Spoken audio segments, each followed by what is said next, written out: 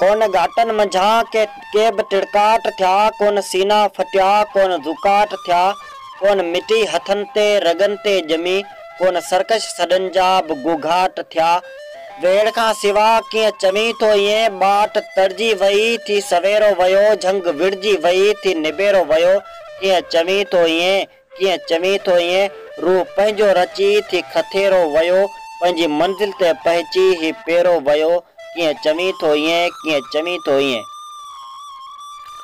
उन सचाई मथां नाहे पर्दो चढ़ियल, पंहिंजे सुभन में सुर्खी त नाहे रही, पंहिंजे पेरनि मां संघर बि नाहे वई।